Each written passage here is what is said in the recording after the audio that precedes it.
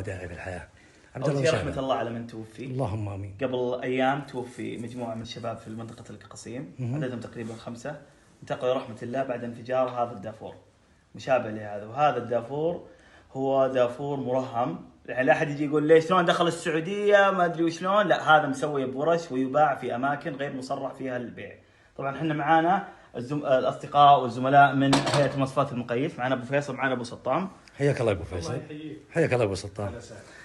يعني هذا الان الصناعه كذا عشوائيه. اي وراح منه 5 شباب، ما ادري 4 شباب ماتوا بسبته. صحيح.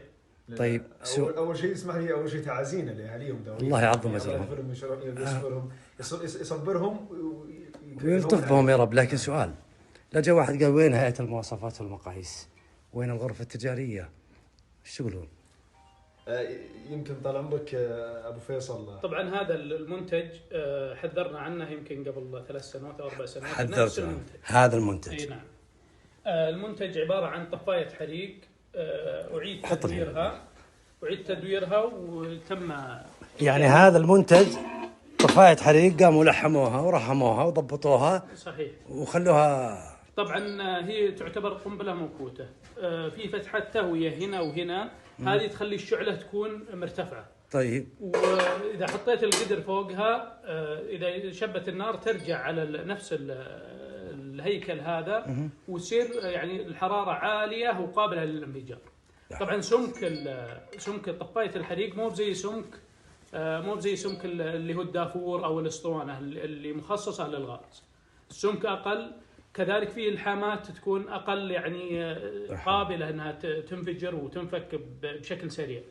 فهذا المنتج صراحه يعني من المنتجات الخطيره والمنتجات اللي نوصي انه عدم استخدامها او اقتناعها. طيب اسمح لي، حاطين هنا احذروا من ترك الاسطوانه بالسيارات، يعني مره يعني انهم هم يعني صحيح عباقره. طبعا المنتجات الغاز الزامي عليها علامه الجوده، هذه ما بحصل على علامه الجوده. اي مستهلك يرغب في اقتناء جهاز او اداه يستخدم فيها الغاز لازم يتاكد ان عليها علامه الجوده.